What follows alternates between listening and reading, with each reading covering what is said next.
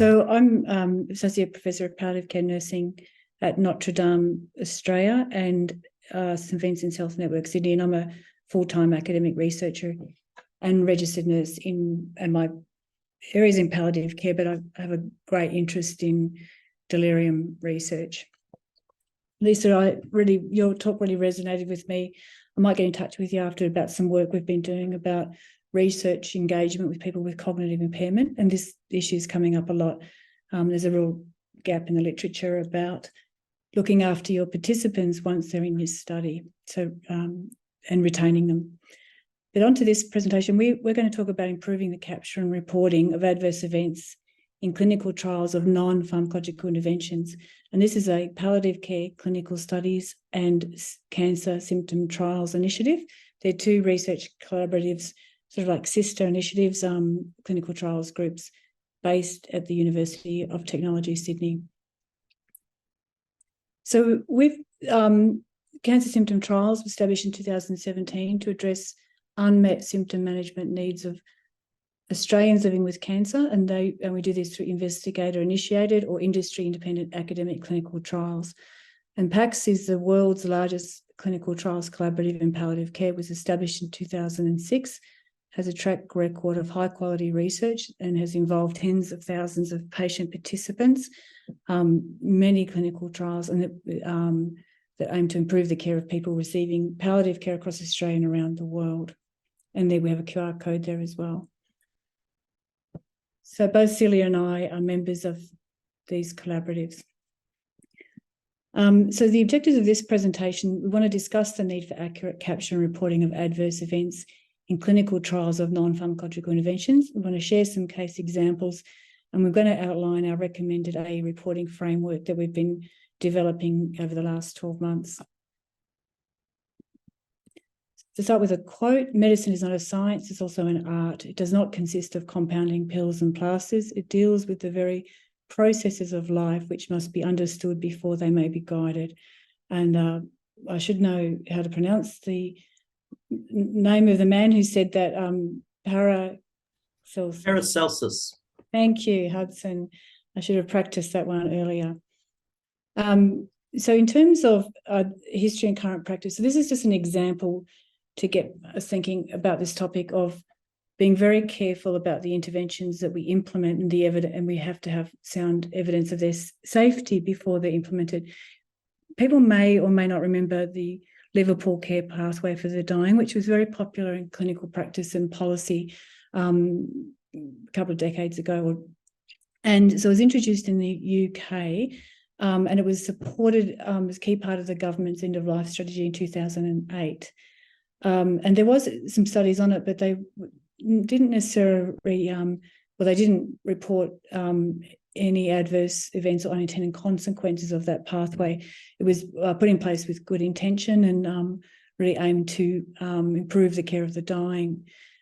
But there was, once it was implemented into clinical practice in the UK, there was some, over many years, reports of problems with it, and it became more and more clear that it was not always safe for patients. So the review in 2012 found excellent care of the dying, where there was good training and clinical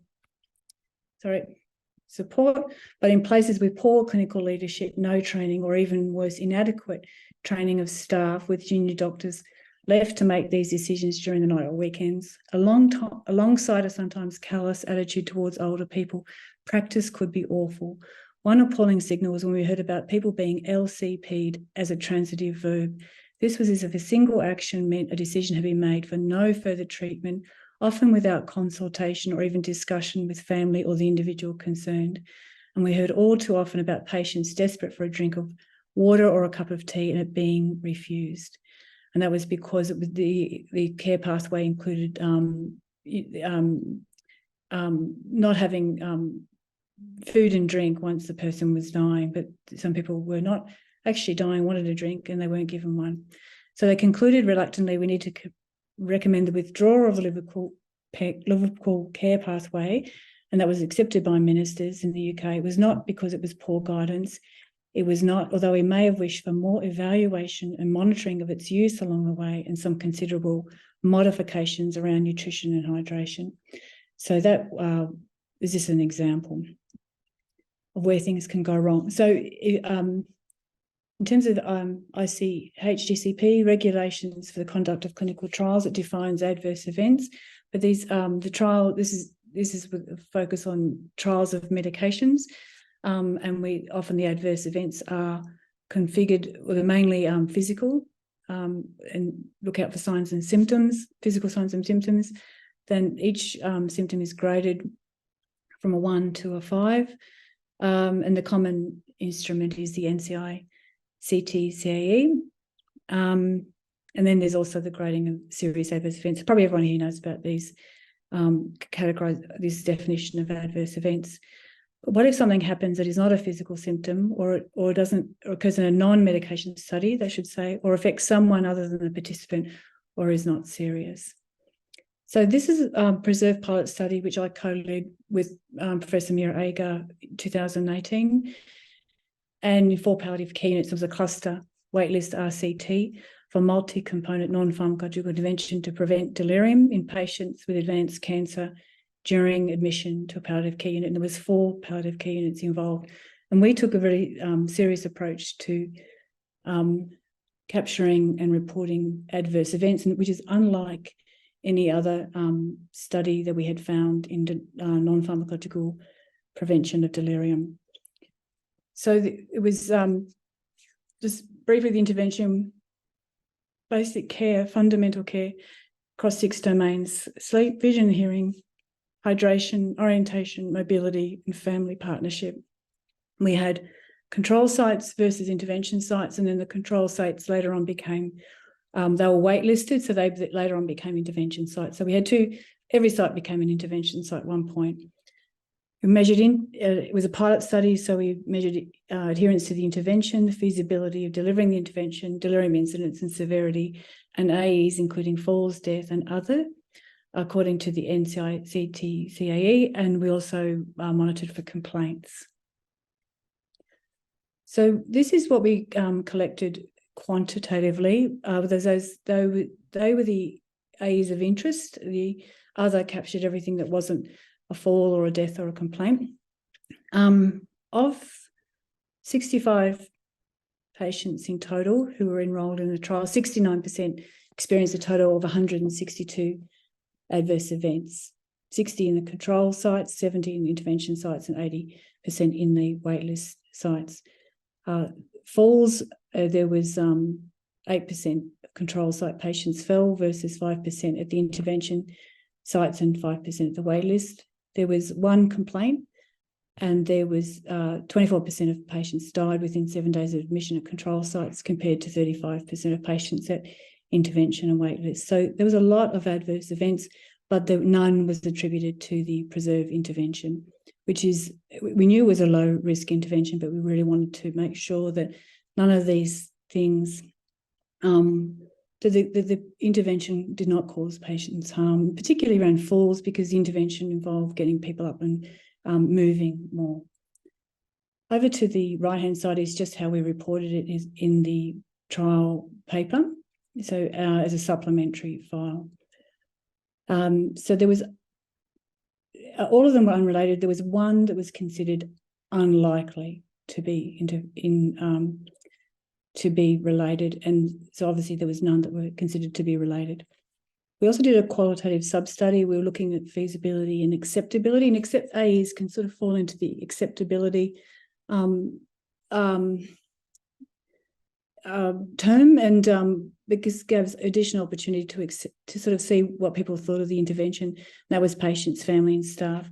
And overall, it was considered to be feasible and acceptable, but some staff did not think delirium prevention was a priority, and many did not like the very long intervention checklist, so the documentation we asked them to do. So learnings from it, we demonstrated we could proactively capture and report AEs in a CT of a non-pharmacological intervention, and we found that using quantitative and qualitative methods was comprehensive and complementary. However, it was quite a time-consuming process for site research staff because there was so many AEs for participants in this setting. And so thinking back, it's very unlikely that an intervention that meets fundamental needs is going to cause death. So we're sort of thinking in the other studies we've done since then, well, how do we refine this process so it's still systematic, but it's simplified? Because in a palliative care unit, it's expected that many people will die, but we don't want to overlook this important aspect of safety monitoring. So over to you, Celia. Thanks, Anne-Marie. So now I'm going to walk us through another example, which is related to a rehab trial, the Tiger trial. Next slide. Thanks, Anne-Marie. Yeah. So just in summary, the Tiger trial was a randomized control trial. This is completed some of my colleagues at Peter Mac in Melbourne. And it was a home-based, the RCT was looking at the delivery of a home-based home exercise and supportive care program for people with non-small cell lung cancer, non-operable, and living within the community. The intervention was an individually tailored home-based exercise or rehab program. So it consisted of aerobic and resistant exercise, behaviour change and symptom self-management intervention elements compared against usual care. And the overall aim or the outcomes we're looking for is to improve physical capacity as well as health-related quality of life and symptoms. Next slide.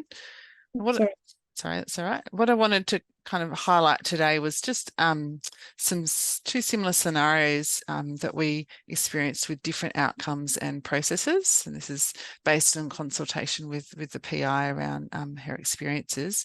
So in the first scenario, the patient had a fall in the hospital setting due to a trip hazard while they were performing a 6-minute walk test as a baseline measure. So what occurred after this was, as per the trial protocol and hospital policy, an incident report was completed on the system, a medical review was conducted, and a risk mitigation strategies put in place. So removal of trip hazards and setting up the environment. From this fall, it was a minor incident, or there was no injury sustained, and the patient continued with the exercise program. So in the second scenario, a patient actually falls at home, tripping over the curb outside. Now the patient continues with the program, actually doesn't seek a medical review, and no injury was reported. In fact, it was really just reported by the family on the next home visit to the researcher. Now this wasn't reported or recorded as an event or adverse event because there was no injury. This didn't fit the criteria or the grading system that was used.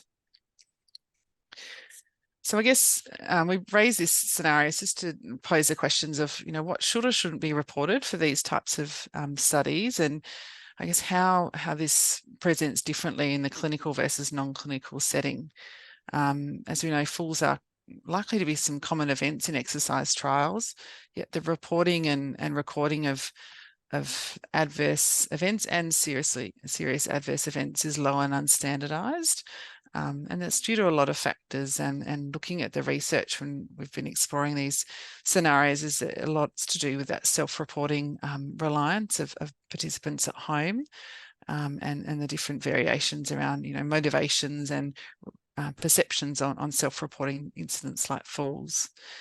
But I guess without reporting falls, we're really still risking more serious adverse events happening for those more vulnerable people.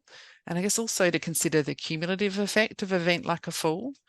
So I think also delivering an intervention without, this means that we're delivering an intervention without data detailing these risks and harms into real life clinical practice. So it is something that we need to pay more attention to.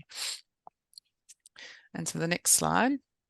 So moving on from that, I guess also wanted to raise that these scenarios also remind us a few things, that conducting trials in home-based settings also pose different harms and risks that extend beyond the participant themselves.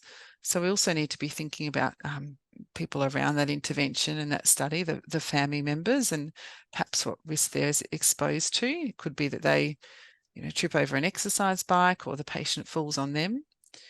Also considering the failing of devices that might be used, like exercise equipment or activity trackers.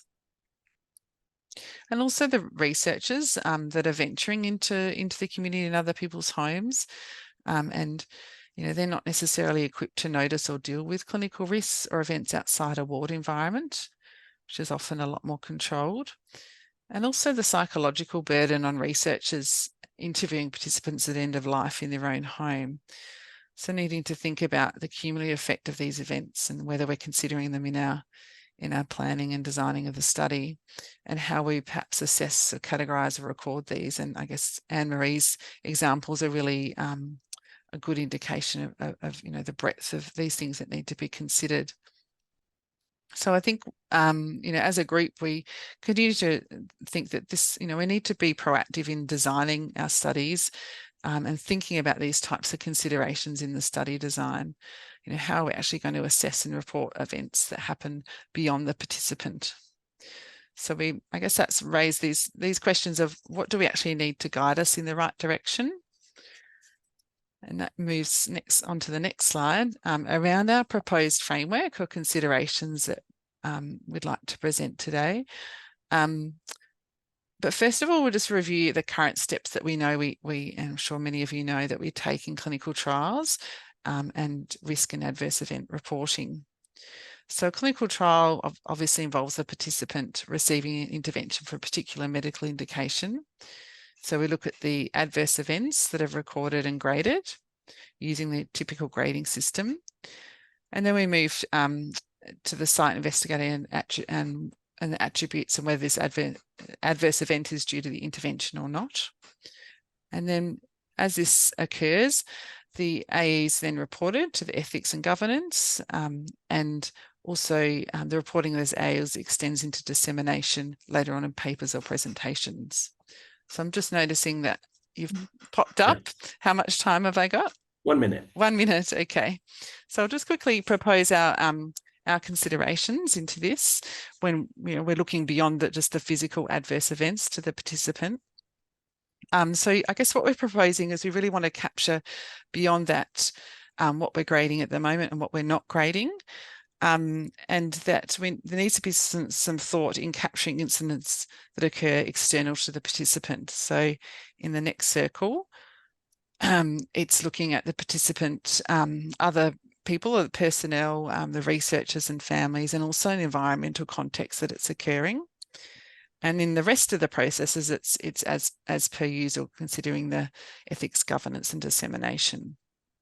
So I'm working really quickly here, but the next slide, we just wanted to propose some steps that we think are important to consider in trial development to ensure that we're looking at these considerations earlier, that we're not just defining in the trial development the participant themselves, but we're also describing the environmental context and other persons directly interacting with the trial participants.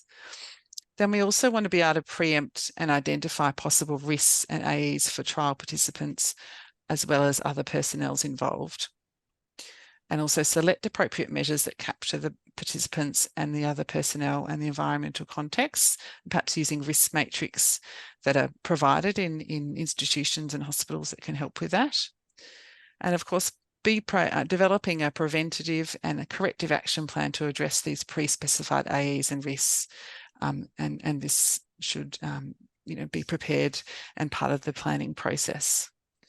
So I think I'm almost done, but the next slide is just to leave us with a quote, and why it's important for us to consider these things is that all courses of action are risky. So prudence is not in avoiding danger, as we know it's impossible, but calculating risk and acting decisively. So thank you. I like your final quote. That's something we all need to take into heart when we do our work as ethics committees. Absolutely. So thank you, Celia, and thank you, Anne-Marie. Thank you. Our next